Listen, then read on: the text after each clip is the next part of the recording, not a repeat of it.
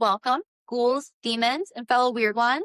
And here is part 6 of the tale behind the weird tales. All right, so in this episode of this series, or however I should be wording this to trigger the algorithm, uh, we are talking about the dawn of Sunna, my big girl, our big girl. Yes, my ray of sunshine. My beautiful blonde shepherd that is in my videos and in my content and all over the place, who's staring at me in her other bed. And we have this huge dog bed. We have another big dog bed. Little spoiled puppies, children, loves of my life. So she's technically my stepdaughter. But I would argue she's always been mine. I don't necessarily believe in that, but technically, my husband got Suna before I was in the picture. He had her, she was about 3. She just turned 3 when I came into the picture. So she turned 3 in June. My husband and I met in July, and we started dating. And sorry, what is weirdness is happening behind me? And we started dating and officially got together and all the above in August. So Suna is the love of her dad's life. And he's the love of her life. She is his soul dog through and through. Like, their bond is beautiful. I try to capture it every way I can. My husband's got a private in certain ways, but I do share some videos of them together, and just their love is beautiful. So I know Chad really wanted a German Shepherd, and he wanted a black male Shepherd like Valus. But Suna, I hope I don't butcher this story. I'm sure he could tell it better than me, but from my understanding, because I wasn't there, but he went to the breeder and he was looking at the dogs. And before he could really go into and interact with the dogs, he's walks in or whatnot, and she walks up to him and lays in between his legs and falls asleep on his foot. And so then, Suna, quit looking at the bed, could you? Yeah, goober.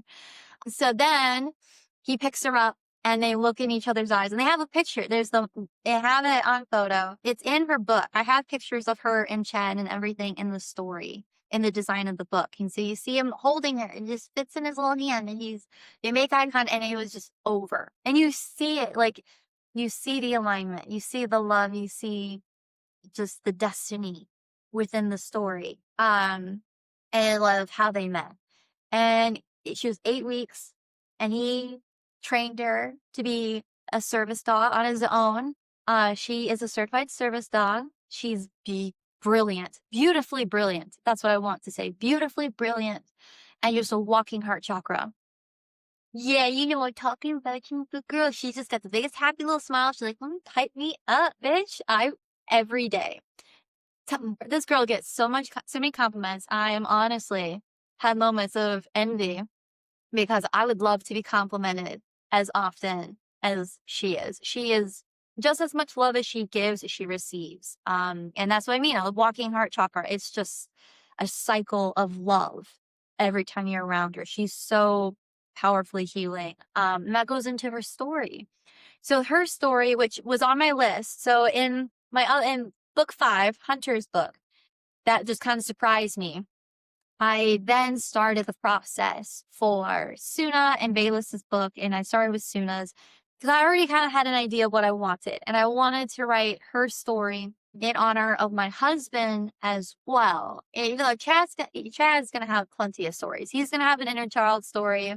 He already has a love story. He's in most of my poems. Our love is in everything that I do, right? But I give Suna credit. She healed this man. If it wasn't for her and the love she gave him and their 3 years together, I firmly believe if it wasn't for her, he wouldn't have been in an emotional, energetic space to align and receive me and my love at our union. My husband has had a really stressful, emotionally abusive, difficult life. I really feel for his heartache, and the harshness and hardenness that he protects himself with. And he's a Capricorn through and through. Some of it is just in his personality. He is just a grumpy warrior kind of dude, but he has a soft, gentle, vain heart. He would destroy the world for those that he loves, like just that kind of morally gray superhero, anti-hero, whatever. He has a lot of love to give, and it's been taken advantage of, and he will, as much as he will protect anyone, he will protect himself even more. And Suna kind of opened his eyes up to a lot of different things, and like love, just through the unconditional love and support that any dog would give, but especially a soul dog. She's his soul puppy. Um, and so I've always joked. I call Chad my demonic knight. He's Asmodeus in like my poetry and the book that I have written for like our love story, and which you'll hear about that in one of my series when I talk about it. Because we have 18 books to get through right at this moment in time. And so Suna, I was like, I always said like, she healed the heart of the devil. And that's essentially the summary of her story, is how Suna, the Norse goddess of the sun, that's what her name means. And she's super blonde. She was a black puppy, by the way. I forgot to mention that. So she was a black puppy. We are very surprised at how blonde and light she came out. And that, I think, fits into her name and the beacon of light, the light bringer energy that she has. And so, Chad's a demonic knight, and she's a gift of Lucifer, the light bringer, in that symbolic essence. And so the story kind of loosely ties into like Hecate, like, the hellhounds. And I forgot the name that I utilized. But there was a specific mythological hellhound that I used as Suna's mom. And it was like one of the last litters that she was gonna have. And it was like a special time. And there's all of this like deep intention of like a shift of generation. That's important. And so Suna's representation of that, like a new generation, a new cycle, a new era of being.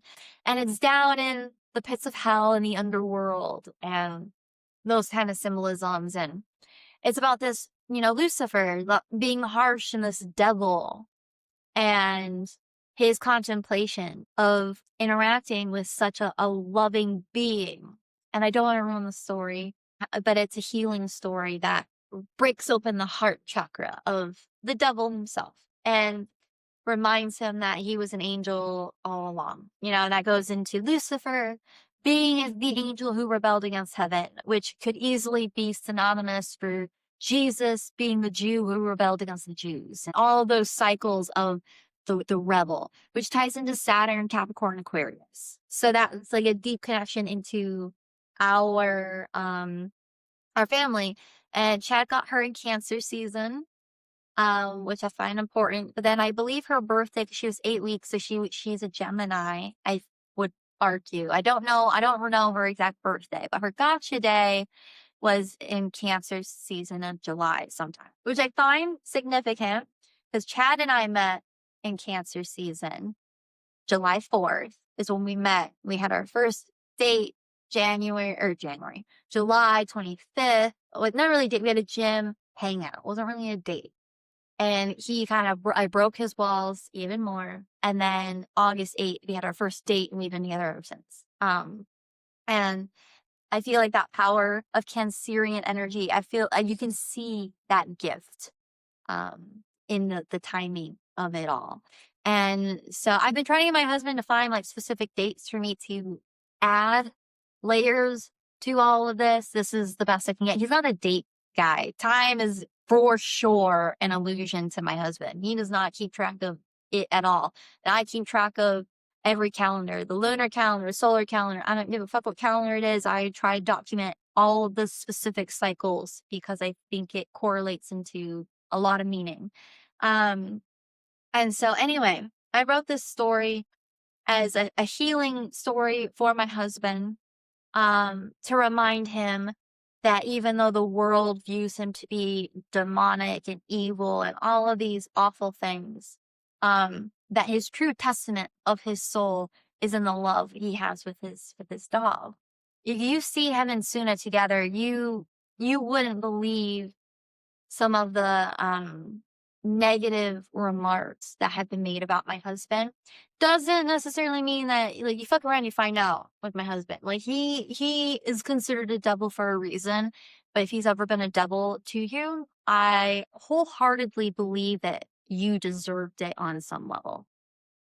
And that's just been my experience with Chad, and the inspiration of the story with how I witnessed him with his puppy, with his dog, with his dogger, with his daughter, you know. She is the light of his life, and she really reminds him of his humanity and of his lighter side. It's real easy for people to demonize Chad in a variety of different ways. But I firmly believe that you can, when you see someone who interacts with animals the way that my husband interacts with animals, that's an insight to a deeper soul essence that isn't on the surface level. My husband's definitely, he's not fake in any way, shape, or form. He calls a spade, as he likes to say. And so I feel like people with that level of assurance of themselves and confrontation and all of the above, they're deeply misunderstood. I find my husband to be a misunderstood soul, and it's part of why I've resonated with him very much. And our Capricorn Aquarius duality, our Saturn mirror in on each other. But I firmly believe that, you know, Suna being a gift from Lucifer to bring that harmony together, because I firmly believe it's been necessary for the world, but our world, and what that impact energetically expresses. So that is Suna's story. And I incorporated the Lucifer sigil in her heart. And then there's the sun. So there's a lot of symbolism in, like, her sigil, I guess I could say. So the Dawn of Suna by Sarah Odell, the dog who resurrected the soul of the devil. But let's read her dedication. I would like to dedicate this mythological tale to our beloved big girl, our dogger and animal spirit guide, Suna. Her essence has transformed every wound within our hearts. However, most specifically, the heart of her cherished dadman, Chad. As my husband has been labeled demon, it has been her love that has reminded him of his angelic, demonic light. For it has been her spirit that has been gifted the power to melt the coldest of hearts and reignite the internal flame within any lost soul who crosses her path. With motherly love, yeah, I mean, for that, it's like, oh, you dedicated this to your dog. Well, for whatever her soul, her angelic wings that she's, like, I feel like every soul has a purpose. In animals, there's definitely like an animal spirit totem and all of the things that come from that. Like, Luna's definitely been earning her wings and everything that she's done. So not only is that dedication to her and her spirit and her soul and a homage and honor to my husband, but it's this insight that I want the world to have when it comes to pets and dogs and animal spirits. There's something so much more in your relationship to an animal, to a pet, that I think people are slowly starting to catch up on, but animals are more emotional, conscientious beings than I feel like science and humanity gives them credit for. And I think we need to reconnect to that understanding of life. I feel like it's been lost throughout modernism, and this separation of humanity from nature. And so I want it to represent so many different things. On top of, I want it to trigger people. I want it to be controversial. I want it to be like, wow, like maybe we're misjudging the devil too much. Everyone was so quick to take God's side of the story, without hearing the other side. And that was part of me personally growing up in a really Christian conservative family. Part of why I went to the dark side, as some people will say, is because I was like, well, I've been taking all of this at face value. I've trusted this without even questioning or researching or hearing or understanding any part of the flip side. It's like looking at a quarter and only trusting heads and never trusting tails, or vice versa. And so I wanted to understand the other side, and which ultimately has centered me in the middle as the middle child. As a Libra North Node, I feel like there's a lot more symbolism that comes into that. Um, and so yeah, so it's all been through the inspiration of meditation and connecting to these creatures on a spiritual level. And so I think people they're missing significant depth of inner work and of the human experience, or just existence. The experience to exist as a soul in this plane comes from our relationship to everything. And that most certainly includes our pets, animal friends that we domesticated. Um, Except dogs. I think dogs and cats, they like domesticated themselves essentially.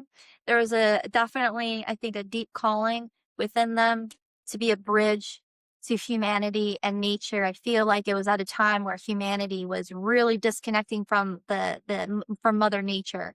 And so dogs and cats made sure to domesticate themselves as a spiritual service to make sure that we don't lose ourselves, no matter how dark or it gets or how twisted our story becomes. We can always have an anchor and roots to ourselves. And dogs especially remind us of that through their unconditional love. So that is that is a story about my daughter. One of my daughters, I have Kitty daughter, whose story isn't written yet. Well, it is and it isn't. I haven't designed it. It might be my 19th book. I don't know.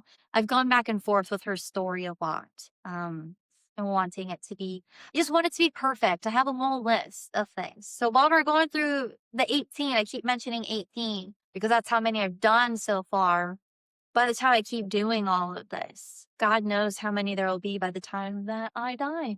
So with that, cheers and thanks for listening to the tale behind the weird tales.